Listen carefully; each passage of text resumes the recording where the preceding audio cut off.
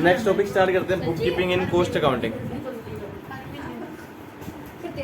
Book keeping in cost accounting दो भाग में डिवाइड किया गया है, इंटीग्रल और नॉन इंटीग्रल पार्ट।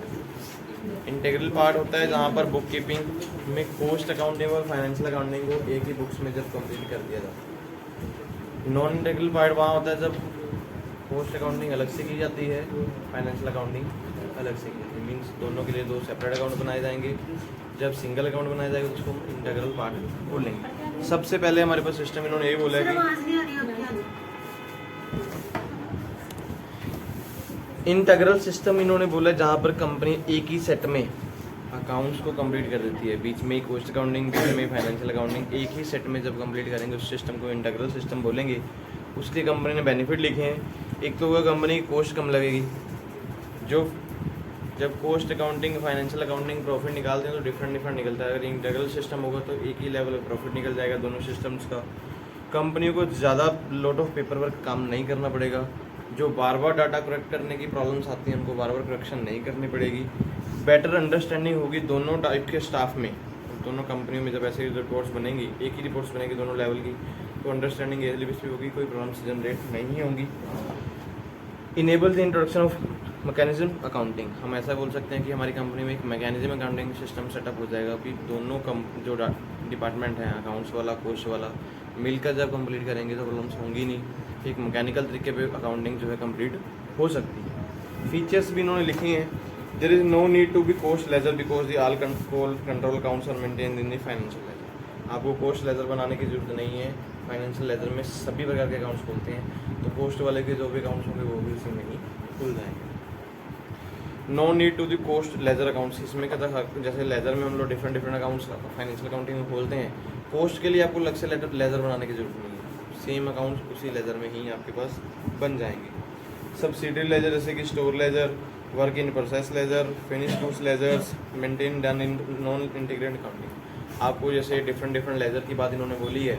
अगर आप किसी कंपनी में नॉन इंटीग्रल सिस्टम में काम कर रहे हैं तो सारी बुक्स बनानी पड़ती हैं। फाइनेंशियल अकाउंटिंग में काम कर रहे हैं, आपको कोई भी अलग से बुक नहीं बनानी पड़ती।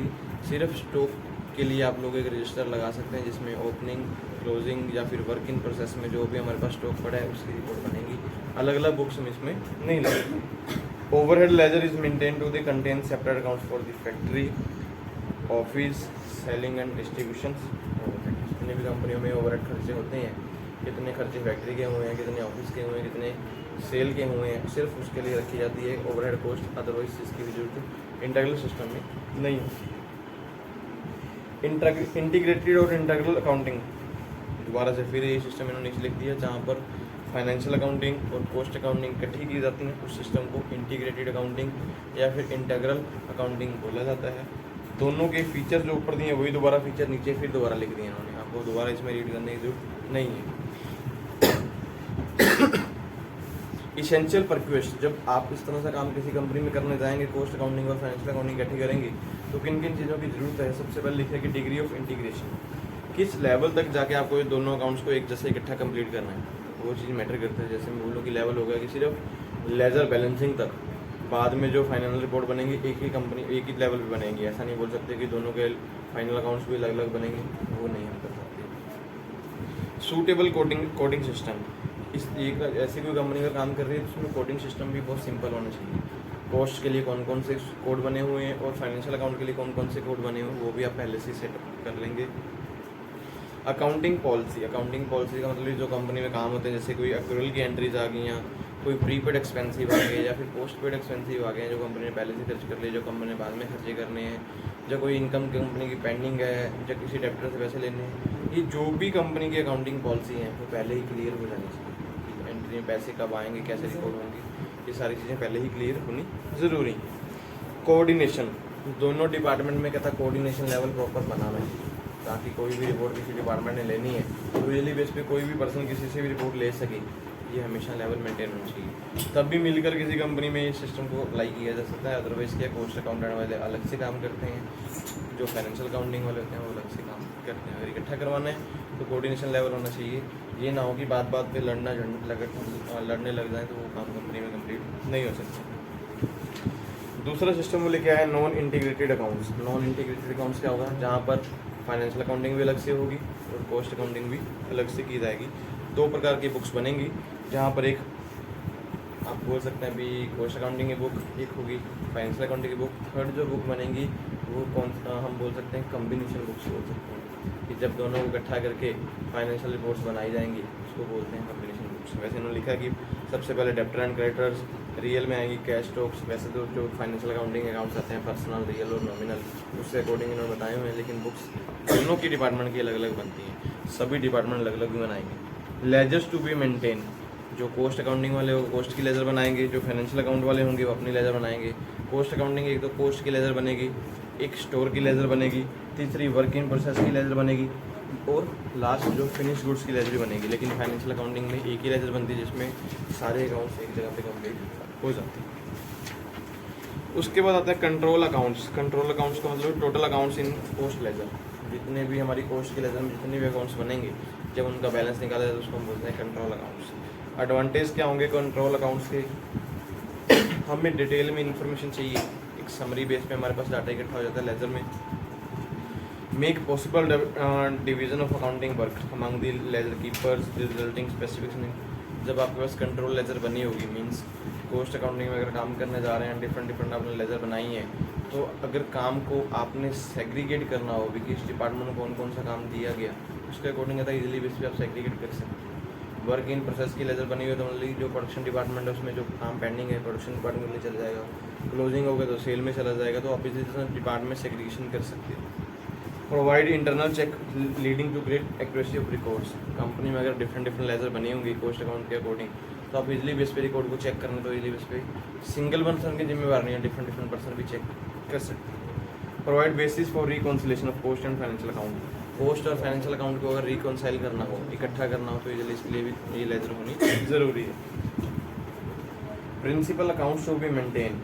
जब आप कहते नॉन इंटीग्रल सिस्टम में काम करेंगे तो कौन कौन से अकाउंट्स बनाएंगे, सबसे पहले store ledger control account. Store laser का कंट्रोल का मतलब रॉ मटेरियल कब आ रहा है, कब कहाँ पे किस किस को इशू हुआ, सिर्फ उसकी लेजर हो। हमारी कंपनी में जो स्टोर डिपार्टमेंट होता है उसमें जब वो परचेज होकर सामान आता है तो सीधा स्टोर डिपार्टमेंट में जाता है, जो भी रॉ मटेरियल डिपार्टमेंट होगा उसमें जाएगा, वो इन डालेंगे आउट डालेंगे और कितना उनके पास पड़ा है उसकी इन्वेंट्री करते चले जाएंगे। दूसरा wages control account. Wages control account का मतलब कि जितनी वेजेस पेगी अलग अलग डिपार्टमेंट के लिए, वो डिपार्टमेंट वाइज अकाउंट खोल जाते हैं, उसमें वेजेस का रिकॉर्ड भी रखा जाता है। Factory overhead accounts. Factory overhead accounts क्या होंगे, डिफरेंट डिपार्टमेंट्स, फैक्ट्री के खर्चे हो गए, ऑफिस के खर्चे हो गए, सेलिंग के खर्चे हो गए, और लेजर में अलग अलग अकाउंट्स खुले होंगे, उसके रिगार्डिंग उनको भी बेस पे सेग्रीगेट कर सकते हैं। इन आगे वही कॉस्ट ऑफ सेल अकाउंट। तीन चीज़ें मैंने एक ही पॉइंट में क्लियर की हैं कि लेजर एक ही होती है, उसमें मान लीजिए कुछ पन्ने हमने ओवरहेड को दे दिए, जैसे कि फैक्ट्री को दे दिए, कुछ पन्ने हमने ऑफिस के लिए दे दिए, कुछ पन्ने हमने सेल के लिए दे दिए, तो जो खर्चे जिस डिपार्टमेंट में जाएंगे उस तरह से हो सकता है। मान लीजिए डिपार्टमेंट वाइज अगर अलग अलग बनानी है तो कम पेज वाली जैसे लेजर्स होती हैं वो भी यूज़ करते हैं। मोस्टली कंपनी में लेजर तो इतनी बहुत बड़ी मोटी होती हैं, जैसे मार्केट से खरीदते तो कम पेज वाली होती है, ज़्यादा 100 पेज वाली मिल जाएगी, लेकिन कंपनियों में तो नंबर ऑफ पेजेस पहुँच जाते हैं, अकाउंटिंग जिस हिसाब से उनको रिक्वायरमेंट होती है उस हिसाब से वो लेजर बनवाते हैं। आजकल तो चलो वैसे ही मैनुअल काम कम हो गया, लेकिन कुछ कंपनी है भी मैनुअल रिकॉर्ड भी बनाती हैं और ऑनलाइन रिकॉर्ड भी साथ में लेके चलती हैं। Cost and profit and loss. जब भी हम कंपनी में अकाउंट बनाए तो प्रॉफिट एंड लॉस अकाउंट भी दोनों डिपार्टमेंट के अलग अलग बनेंगे। ऐसा नहीं बोल सकते कि फाइनेंशियल अकाउंट वाला अलग बनाएगा, थोड़ी सेम ही बनाएंगे। फाइनेंशियल अकाउंटिंग का प्रॉफिट अलग आता है, कॉस्ट अकाउंटिंग का प्रॉफिट अलग आता है। फिर दोनों को कंबाइन करने के लिए कुछ खर्चों को ऐड किया जाता है, कुछ खर्चों को माइनस किया जाता है, फिर दोनों का लेवल एक जैसा बनाया जाता है, उसको बोलते हैं रिकॉन्सिलेशन या फिर profit and loss account. Cost ledger control account, जो हमारी कंपनी में लेजर कंट्रोल अकाउंट है, दोनों डिपार्टमेंट को इकट्ठा करने के लिए जो लेजर बनाई जाती है उसको हम कंट्रोल लेजर अकाउंट भी बोल सकते हैं। इसके बाद हमारे पास क्वेश्चन आ रहा है रिकॉन्सिलेशन ऑफ अकाउंट्स। जब प्रॉफिट एंड लॉस अकाउंट्स और फाइनेंशियल अकाउंट्स के प्रॉफिट को इकट्ठा करवाया जाता है, एक ही लेवल में मेंटेन किया जाता है, उसको हम बोलते हैं रिकॉन्सिलेशन ऑफ अकाउंट्स। क्योंकि जब दोनों कंपनी में दो डिपार्टमेंट अलग अलग काम करेंगे तो दोनों के अपने अपने प्रॉफिट एंड लॉस आएंगे, लेकिन दोनों को एक लेवल में हम ऐसा नहीं बोल सकते कि हम गवर्नमेंट को आप 2 प्रॉफिट एंड लॉस भेज दोगे तो गवर्नमेंट तो दोनों के ऊपर टैक्स मांग लेगी आपसे। तो जब दोनों डिपार्टमेंट अलग अलग प्रॉफिट एंड लॉस बनाते हैं तो दोनों को किस तरीके से एक लेवल पे सेटअप किया जाता है उसको बोलते हैं रिकॉन्सिलेशन। मतलब हम बोल सकते हैं कि matching of the books both accounts, दोनों अकाउंट्स की जब बुक्स को मैच करके एक प्रॉफिट एंड लेवल पे कंप्लीट किया जाता है उसको बोलते हैं रिकॉन्सिलेशन ऑफ नीड। क्यों पड़ती है कहता रिकॉन्सिलेशन करने के लिए, आप क्यों बार बार इसको रिकॉन्सिलेट करते हो? क्योंकि तो दोनों डिपार्टमेंट अलग अलग प्रॉफिट एंड लॉस बनाते हैं, गवर्नमेंट को एक इन्फॉर्मेशन भेजनी होती है कि हमारी कंपनी का प्रॉफिट क्या हुआ, इसके ऊपर हम टैक्स पे आते हैं। आप दोनों डिपार्टमेंट के अकॉर्डिंग टैक्स भेज सकते हैं। या फिर गवर्नमेंट को बोलोगे कि फाइनेंशियल में ज़्यादा आया, कॉस्ट में कम आया, कॉस्ट वाला प्रॉफिट भेज दोगे, ऐसा नहीं हो सकता। आपको दोनों को रिकॉन्साइल करना होगा, एक लेवल पे सेटअप करके जो प्रॉफिट बनता होगा वो गवर्नमेंट का सबमिशन करना होगा। इससे कहता भी हमारे पास एक तो रिकॉन्सिलेशन करने से हमें भी पता लगेगा हमें कौन कौन सी पॉलिसी न्यू बनानी है, कौन कौन से खर्चे हमारे पास जो ज़्यादा बढ़ गए हैं किस तरह से कम किया जा सकता है, इसके ऊपर आप पॉलिसीज भी इजली बेस पे बना सकते हैं। दोनों में कहता भी डिफरेंसेस क्या आ सकते हैं दोनों डिपार्टमेंट में। इन्होंने डिफरेंसेस लिखे हैं कि सबसे पहले there are the certain items which are appear in financial books. ऐसे बहुत सारे खर्चे हैं या फिर बहुत सारे अकाउंट्स हैं जो सिर्फ फाइनेंशियल अकाउंट्स में मिलेंगे, आपको कॉस्ट अकाउंट में नहीं मिलेंगे, जिसको हम बोल सकते हैं। जैसे एग्जांपल बोला कि loss on sale of fix asset. Fix asset के ऊपर जो सेल लॉस हुआ बेचने पे वो सिर्फ आपकी फाइनेंशियल बुक्स में मिलता है, कॉस्ट अकाउंटिंग में नहीं होता। कॉस्ट अकाउंटिंग मतलब कहते हैं फाइंड दी कॉस्ट, जो चीज़ हम बना रहे हैं वो कॉस्ट फाइंड करने के लिए कॉस्ट अकाउंटिंग होती है। फाइनेंशियल अकाउंटिंग में सभी एंट्रीज आती हैं, जैसे loss on fix asset sale आ गया तो वो हमारी कहता है फाइनेंशियल बुक्स में, कॉस्ट अकाउंटिंग में होता ही नहीं। कुछ चीज़ पर डिफरेंसेस आ सकते हैं। स्टैम्प ड्यूटी हो गया, इंटरेस्ट ऑन लोन हो गया, ये खर्चे सारे फाइनेंशियल अकाउंट में होते हैं, कॉस्ट अकाउंटिंग में नहीं होते। तो इस चीज़ को हम लोग एडजस्ट करना पड़ता है, इसलिए डिफरेंसेस आते हैं। दूसरा लिखा है in cost account overhead are generally absorbed on the basis of predetermined overhead rates. Cost accounting में क्या होता है, अभी खर्चों को प्री डिटरमाइंड रेट के अकॉर्डिंग बांटा जाता है, लेकिन फाइनेंशियल अकाउंटिंग में तो हम लोग टोटल अमाउंट में खर्चे लिखते हैं, तो उसकी वजह से भी डिफरेंसेस हमारे पास आ जाते हैं। Different method of valuation of closing stock. दोनों डिपार्टमेंट अपने अपने हिसाब से वैल्यूएशन करते हैं। फाइनेंशियल अकाउंटिंग में क्या होता है, ओपनिंग क्लोजिंग देख लेते हैं, वर्क इन प्रोसेस देख लेते हैं, लेकिन कॉस्ट अकाउंटिंग में तो अलग अलग होगा, कहीं पे फीफो यूज़ हुआ है, कहीं पे स्टॉक लेवल यूज़ हुआ है, कहीं पे लीफो या फिर फीफो कुछ भी मेथड यूज़ होता है, या ABC analysis, just in time, कुछ भी सिस्टम उन्होंने यूज़ करके रखा हुआ। तो डिफरेंट मेथड होने की वजह से स्टॉक की वैल्यू भी बराबर नहीं आती, जिसकी वजह से कंपनियों में प्रॉफिट जो है प्रॉपर नहीं हो सकते। Use the different method of depreciation. दोनों डिपार्टमेंट कॉस्ट अकाउंटिंग वाले प्लस फाइनेंशियल अकाउंटिंग वाले डेप्रिसिएशन भी अलग अलग तरीके से लगाते हैं। फाइनेंशियल अकाउंटिंग में डेप्रिसिएशन गवर्नमेंट के रूल्स के according return down value method लगता है, लेकिन कॉस्ट अकाउंटिंग में डेप्रिसिएशन कई बार स्ट्रेट लाइन में लग जाएगी, कई बार हमारी अज्यूम्ड वैल्यूज़ होती हैं कि इतने % वैल्यू हुई, मार्केट के हिसाब से कम हुई है। लेकिन फाइनेंशियल अकाउंटिंग में ऐसा नहीं होता, मार्केट में कुछ मर्जी रेट चल रहा हो, हमारा जो रूल चला है गवर्नमेंट के अकॉर्डिंग, जैसे मान लो फर्नीचर के ऊपर 15% लगनी है तो 15% हर बार लगती चली जाएगी। कॉस्ट अकाउंटिंग वाले ऐसे नहीं लगाते, वो अपने हिसाब से प्री डिटरमाइंड रेट या फिर मार्केट के हिसाब से भी कई बार डेप्रिसिएशन लगाते हैं। तो इन रीजंस की वजह से ही दोनों अकाउंट्स में जो डिफरेंसेस आते हैं जिनको इकट्ठा किया जाता है। इन्होंने लिखा कि reason for differences in profit. कुछ रीजंस लिखे हैं इन्होंने। सबसे पहले items of income shows only financial account. जितनी भी इनकम वाली एंट्रीज होती हैं सिर्फ फाइनेंशियल अकाउंट में ही शो होती हैं। Item show only cost account. कुछ आइटम्स ऐसी भी होती हैं जो सिर्फ कॉस्ट अकाउंट में ही यूज़ होती हैं। Over and under observation of accounts, sorry overheads. खर्चे जो हमने अंडर ऑब्जर्वेशन का मतलब क्या है कि जो हमारे पास एक लेवल था उससे कम में हमने खर्चे यूज़ किए, उसके अकॉर्डिंग कई बार खर्चे हो गए। Different basis of stock valuation. Stock को जब डिफरेंट तरीके से वैल्यूट किया जाता है तो भी हमारे पास लॉस आ सकते हैं। Different basis of depreciation. Depreciation अब अलग अलग तरीके से लगा रहा है तो भी डिफरेंसेस आएंगे। अब नॉर्मल लॉस और एंड गेन। जिस लॉस के बारे में आपने सोचा नहीं, जिस प्रॉफिट के बारे में आपने सोचा नहीं, वो कॉस्ट अकाउंटिंग वाले कुछ और बना रहे हैं, फाइनेंशियल अकाउंटिंग वाले कुछ और बना रहे हैं, तो डिफरेंसेस आएंगे ही आएंगी। Different basis of valuation of work in process. जब हमारे पास वर्क इन प्रोसेस वाला रॉ मटेरियल बड़ा होता है उसकी वैल्यूएशन दोनों डिपार्टमेंट अलग अलग तरीके से लगाते हैं तो भी प्रॉब्लम्स आती हैं। ऐसी कुछ आइटम्स लिखी हैं जो सिर्फ फाइनेंशियल अकाउंट्स में ही शो होती हैं। नीचे लिखी हैं कौन कौन सी। सबसे पहले लॉस ऑन इन्वेस्टमेंट। कोई भी इन्वेस्टमेंट जैसे कोई फिक्स एसेट थी, जब प्लांट था, जब फिर कार्स को खरीदी, जब उसको हम लोग सेल करते हैं, अगर हमें कोई लॉस आ रहा है तो हमारे उसको बोल सकते हैं loss on investment. Discount on debenture. Post accounting में डिबेंचर के ऊपर डिस्काउंट दे रहे हैं, इक्विटी शेयर होल्डर के ऊपर दे रहे हैं। कोई भी ऐसा खर्चा पोस्ट में नहीं आता, सिर्फ फाइनेंशियल अकाउंटिंग में आएगा। बैंक लोन आपने लिया हो उसका इंटरेस्ट पे कर रहे हैं, कोस्ट अकाउंटिंग में ऐसा कोई लेना देना नहीं होता, सिर्फ फाइनेंशियल अकाउंटिंग में ही आता है। Fine and penalty. जितने भी आपको कोई खर्चे लगे या पेनल्टीज़ लगी हैं वो भी सारी फाइनेंशियल अकाउंटिंग में होती हैं, ये आपकी कोस्ट अकाउंटिंग में होंगी नहीं। गुडविल रिटर्न ऑफ, जितनी भी गुडविल होती है फाइनेंशियल अकाउंटिंग में होती है, चाहे आप गुडविल लिख रहे हैं या कम कर रहे हैं, बढ़ती कर रहे हैं या फिर ख़त्म कर रहे हैं, वो फाइनेंशियल अकाउंटिंग में ही होती है। Loss due to the theft और फायर, कंपनी में चोरी होगी या आग लगी, जो भी नुकसान हो वो भी फाइनेंशियल अकाउंटिंग होता है। पोस्ट अकाउंटिंग में उसका कोई लेना देना नहीं है। प्रोविजन ऑफ डेप्रिसिएशन, डिफरेंट सामान के लिए डिफरेंट डेप्रिसिएशन, जैसे मैं फिक्स एसेट के लिए 15%, इलेक्ट्रिसिटी जो इलेक्ट्रॉनिक आइटम्स उसके ऊपर 10%, तो ये डिफरेंट वैल्यूएशन जो रेट्स हैं ये फाइनेंशियल अकाउंटिंग में होते हैं, लेकिन पोस्ट अकाउंटिंग में ऐसे डिफरेंट रेट नहीं। कैश डिस्काउंट, किसी को आपने डिस्काउंट अलाउ किया, किसी डिस्काउंट लिया, ये सारे खर्चे भी आपके या इनकम जो है इसी में शो होते हैं फाइनेंशियल अकाउंट।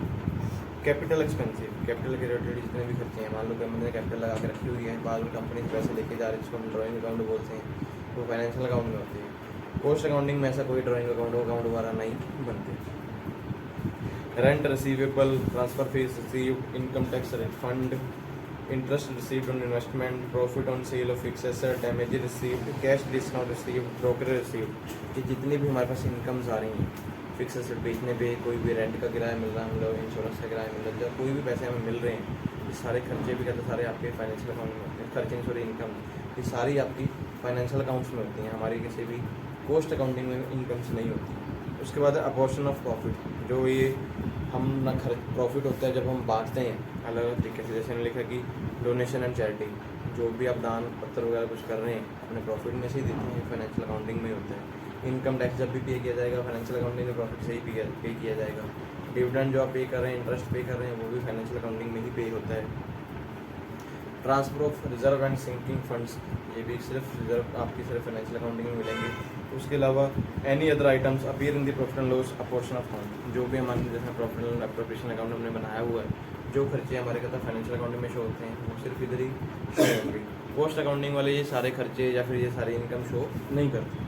कुछ आइटम्स इन्होंने लिखे सिर्फ पोस्ट अकाउंट में ही मिलेंगे, जैसे सबसे पहले nation depreciation on the assets, full depreciation on the books of account, जो डेप्रिसिएशन है नेशन बेस में लगी है, तो वो सिर्फ पोस्ट अकाउंटिंग में होगी, हमारी फाइनेंशियल अकाउंटिंग में नहीं होगी। National rent of own building, कोई नेशनल रेंट हमारी ओन बिल्डिंग के ऊपर लग रहा है, नो रेंट इज पेबल, कोई रेंट पे वाला नहीं होता, तो ये सिर्फ पोस्ट अकाउंटिंग में ही मिलेगा। Interest on capital employed but not actual paid, interest on capital का मतलब होगा कि हमने कैपिटल के ऊपर इंटरेस्ट सेटअप किया हुआ लेकिन अभी तक पे नहीं किया, तो वो भी आपके पास कंपनी सिर्फ पोस्ट अकाउंटिंग में ही होगा। उसके बाद आगे नेशनल सैलरीज, हमारे पास जितना भी डिपार्टमेंट है, पोस्ट अकाउंटिंग ऐसा तो नहीं पूरी कंपनी को देखती है, अलग अलग डिपार्टमेंट को लेकर चलती है, तो जिस डिपार्टमेंट जितनी जितनी सैलरी देगी उसके अकॉर्डिंग उनके पास एंट्रीज होंगी। लेकिन फाइनेंशियल अकाउंटिंग में क्या होगी, टोटल वैल्यू ऑफ सैलरी होगी पूरी कंपनी में कितनी सैलरी देगी, तो ये दोनों डिफरेंसेस, जो नेशनल सैलरी होगी सिर्फ पोस्ट अकाउंटिंग में है, टोटल सैलरी फाइनेंशियल अकाउंटिंग में होगी। Over and under observation overhead, जो ओवरहेड होते हैं कई बार हमने ज़्यादा यूज़ कर लिए, कई बार हमने कम यूज़ कर लिए, ये सारा कुछ भी कहता है पोस्ट अकाउंटिंग में होता है, लेकिन कंपनी में फाइनेंशियल अकाउंटिंग में टोटल वैल्यू होगी, चाहे बढ़ के आए हैं चाहे कम होके आए हैं, उनको कोई मतलब नहीं होता, तो इसकी वजह से भी रीजन प्रॉफिट जो है हमारे पास आते हैं। Different basis of stock valuation, इसके मैंने पहले पॉइंट आपको पहले ही बता दिए कि आप लोग फीफो लीफो या फिर स्टॉक लेवल मेथड को यूज़ कर रहे हैं तो प्रॉब्लम्स आती हैं आपकी। डेप्रिसिएशन के मेथड भी अलग अलग, straight line, written down value method या फिर asset value method, sinking method, कुछ भी अलग अलग मेथड हैं जिसके अकॉर्डिंग पहले वैल्यूएशन होगी तो प्रॉब्लम आती हैं। कुछ लॉस कुछ गेन ऐसे होते हैं जिनके बारे में कभी सोचा नहीं, अब नॉर्मल लॉस या गेन, तो ये सिर्फ पोस्ट अकाउंटिंग में मिलते हैं, हमारे पास इसमें नहीं होते फाइनेंशियल अकाउंटिंग में। फिर हमारे पास इसके क्वेश्चन आ सकते हैं कि आपको रिकॉन्साइल करना होगा, प्रैक्टिकल क्वेश्चन, दोनों में जो प्रॉफिट आए हैं उनको रिकॉन्साइल कीजिए। एक तरफ आपका profit of loss as per the post account लिखा जाएगा, सबसे नीचे होता है profit as per the financial account, दोनों का जो बैलेंस है मैच बराबर हो जाना चाहिए। जो भी हमारे पास प्रॉफिट आए हैं कुछ खर्चों को ऐड करना होता है, कुछ खर्चों को कम करना होता है, जो एक डिपार्टमेंट में लिखे गए हैं दूसरे डिपार्टमेंट में नहीं है तो दूसरे डिपार्टमेंट में ऐड किए जाएंगे, जो खर्चे ज़्यादा लिख दिए गए हैं दूसरे डिपार्टमेंट में कम कर दिए जाएंगे। इस तरह से कुछ आंसर होते हैं, देखिए लिखा भी है मेथड ऑफ रिकॉन्सिलेशन, किस तरीके से इनको सेटअप किया जा सकता है। Regarding the item of expensive and losses, जितने भी हमारी कंपनी में खर्चे होंगे या लॉस होंगे उनको कैसे सेटअप किया जाएगा, हम लोग ऐड करेंगे अगर item over charge in the post account, खर्चे अगर पोस्ट अकाउंट में ज़्यादा लिख दिए गए हैं तो हम लोग ऐड करेंगे।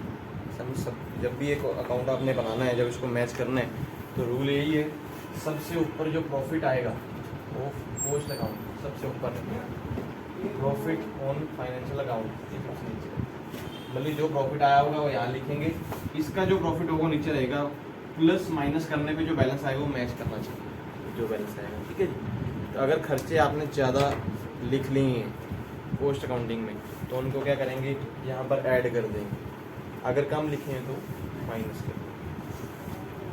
उसके बाद लिखें कि item under charge in cost account, कुछ खर्चे ऐसे जो कम लिखे गए थे उनको आप माइनस करने वाले हैं। उसके बाद regarding item of income and gains, जितनी भी कंपनी में इनकम्स होती हैं या गेन्स होते हैं उनके कारण लिखा उनमें आइटम अंडर रिकॉर्डेड और not recorded in cost account, कुछ ऐसी इनकम्स जो कोस्ट अकाउंटिंग में कम लिखी गई या लिखी ही नहीं गई इनकम, वो आप लोग ऐड करेंगे, ठीक है जी। जो खर्चे आपके पास इनकम क्या था कई बार ज़्यादा लिख दी, सॉरी खर्चे बोल रहे हैं, जो इनकम ज़्यादा लिख दी गई हैं उनको आप माइनस करना वाले, ये रूल समझना होगा। जब इनकम की बात होगी जो इनकम नहीं लिखी गई या कम चार्ज हुई है उसको प्लस करने वाले हैं, ज़्यादा चार्ज हो गई है इनकम तो उसको माइनस करना है। खर्चों में क्या है, उलट है, अगर ज़्यादा है तो ऐड करने वाले हैं, कम है तो माइनस करना है, ये इनकम में उलट ऑपोजिट। उसके बाद रिगार्डिंग वैल्यूएशन ऑफ स्टॉक, जो हमारे पास स्टॉक होता है ओपनिंग क्लोजिंग, तो उसके बारे में इन्होंने लिखा है कि ओपनिंग में लिखे हैं opening stock add amount of over valuation in cost account, अगर आपकी स्टॉक की वैल्यू ज़्यादा है तो आप लोग पोस्ट अकाउंट में ज़्यादा है तो ऐड करने वाले हैं। अमाउंट ऑफ अंडर वैल्यूएशन, जो वैल्यू है कम लिखी हुई है पोस्ट अकाउंटिंग में तो उसको माइनस करना है। क्लोजिंग स्टॉक में इन्होंने लिखा है कि ऐड तब करेंगे अगर आपके पास वैल्यूएशन क्लोजिंग स्टॉक की कम है, अगर ज़्यादा है तो माइनस करना है। फिर है एडवांटेज तो चलो बाद में बात होगी कि इन दोनों को ऐड करने के हमें बेनिफिट क्या होंगे। एडेड बेनिफिट को एक लेवल प्रॉफिट आ जाएगा, गवर्नमेंट पास सिंगल इन्फॉर्मेशन जाएगी, हमारे ऊपर भी अगर डिफरेंट पॉलिसीज़ हमने बनानी है, कंपनी में किन खर्चों को बढ़ाना है, किन को कम करना है, उसके रिगार्डिंग आप डिफरेंट पॉलिसीज बना सकते हैं। मैनेजमेंट सिंगल फिगर के ऊपर काम कर सकती है, दो बुक्स उनको चेक करने की जरूरत नहीं होती, सिर्फ रिकॉन्सिलिएशन अगर पहले से ही हो जाए तो। आपके पास ये परफॉर्मा भी उन्होंने दिया हुआ है रिकॉन्सिलिएशन स्टेटमेंट का। Profit and loss as per the cost account लिखा हुआ उन्होंने, अमाउंट 2 कॉलम बनाए हुए हैं, रुपीज़ सबसे पहले वो अमाउंट इधर होता है, टोटल अमाउंट आप सिंपल वर्ड में लिखना चाहें। जो चीज़ें ऐड हो रही हैं, over absorption of the overhead, अगर हमारे पास जो खर्चे ओवरहेड जो खर्चे ज़्यादा हुए हैं तो उसको ऐड कर रहे हैं हम लोग। Financial income not recorded in the cost book ने, अगर कोई फाइनेंशियल अकाउंटिंग में इनकम लिखी हुई थी कोस्ट बुक नहीं लिखी तो उसको भी ऐड कर दिया उन्होंने। Item charge in the cost account, कुछ खर्चे ऐसे जो सिर्फ कोस्ट बुक्स में ही थे उनको भी इसमें ऐड कर लिया उन्होंने। Over valuation of opening stock in cost books, cost book में ओवर वैल्यूशन थी ओपनिंग स्टॉक की, उसको ऐड किया गया। Under valuation of closing stock तो वो भी ऐड कर ली गई। लेस क्या क्या करेंगे, under observation of the overhead. अगर कई बार इसको हम परफॉर्मे को देखने जाते हैं उलझ जाते हैं, ये जो बेसिस आपके पास लिखे हुए हैं खर्चों के लिए इनकम के लिए वो समझ गए, ओपनिंग और क्लोजिंग स्टॉक के लिए अगर माइंड में बैठ गए तो यूजली बेस पे एंड क्वेश्चन सॉल्व आप लोग कर देंगे। कोई प्रैक्टिकल क्वेश्चन हमारे पास में भी अगर दिया हो तो उसको हम देखते हैं।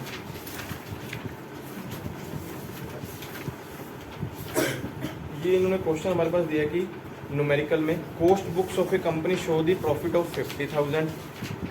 हमारी बुक्स हैं जो बनी हुई हैं, किसी कंपनी की 2 बुक्स बनी हुई हैं, कोस्ट बुक्स भी बनी हुई हैं, फाइनेंशियल बुक्स भी दी हैं। उन्होंने बोला कि company show a profit of 50,000 and the net profit as per the financial books is 29,500। दोनों में डिफरेंस है, अभी 50,000 दिखा रहे हैं कोस्ट बुक्स वाले, फाइनेंशियल अकाउंट वाले दिखा रहे हैं 29,500। On the basis of following information prepare a statement of remitting to profit and loss account ending of the 31 March 2020। Information को देखते हुए आपको पता एंडिंग एक प्रॉफिट एंड लॉस अकाउंट बनाना है मार्च 2020 पे। सबसे पहले फैक्ट्री अकाउंट्स, फैक्ट्री खर्चे दिए हैं, कोस्ट बुक्स में 20,000 के हैं, फाइनेंशियल बुक्स में 22,000 के हैं। अब भी इसमें डिफरेंस 2,000 का है, बाद में बात करते हैं। ऑफिस एक्सपेंसिव 12,000 पोस्ट अकाउंटिंग में है, फाइनेंशियल बुक्स में 10,000। सेलिंग एंड डिस्ट्रीब्यूशन एक्सपेंसिव 8,000 और 7,000। बाकी कुछ एंट्री हैं जो सिर्फ फाइनेंशियल बुक्स में ही दी गई हैं, जैसे इन्होंने सबसे पहले दिया है कि dividend receive, loss on sale on furniture, income tax, goodwill return of, interest on capital. ये सिर्फ आपके फाइनेंशियल अकाउंट्स में दिए गए हैं, पोस्ट अकाउंट में नहीं दिए गए। इसकी वजह से डिफरेंसेस आए हैं दोनों अकाउंट्स में, तो इनको अगर सेटअप करना जाना है सबसे पहले पोस्ट अकाउंटिंग का जो प्रॉफिट हमारे पास आया टॉप पे इन्होंने देखिए आपके पास नीचे लिखा हुआ है profit as per the cost account. अभी हमें ध्यान में रखना होगा कि कौन कौन सी चीज़ें ऐड होने वाली हैं। इस बुक में मत देखो, जो पीछे रूल लिखे हुए हैं वो ऐड वाली चीज़ें देख लो भी, ऐड कौन कौन से होंगे, तो क्वेश्चन समझ में आ जाएंगे। यहाँ से देख के मैं बोल दूंगा, आप लोग भी समझ जाएंगे। जो जो चीज़ें ऐड वाली हैं, सिर्फ ऐड वाली पढ़ लो भी क्या क्या ऐड होने। Item over charge in the cost account, अगर कोई खर्चे ओवर चार्ज हुए हैं वो सारे ऐड होंगे। हम देखें पीछे खर्चे कौन कौन से हैं। खर्चे में लिखा है कि फैक्ट्री एक्सपेंसिव कम है कॉस्ट अकाउंट में, लेकिन ऑफिस एक्सपेंसिव जो है हमारे पास ज़्यादा चार्ज हुए हैं। देख रहे हैं 22,000 और 12,000 और 10,000 का है, तो 2,000 का डिफरेंस है, ये ओवर चार्ज है। तो हमने क्या किया वो देखो नीचे आपके प्रैक्टिकल क्वेश्चन में, जो 2,000 रुपये हमने ऐड किए हुए हैं। उसके बाद सेलिंग एक्सपेंसिव कॉस्ट अकाउंट में ज़्यादा है, फाइनेंशियल अकाउंटिंग में भी कम है। तो मतलब अगर कॉस्ट अकाउंटिंग ज़्यादा लगा रहा है, जितने का डिफरेंसेस है वो हमने ऐड कर लिया।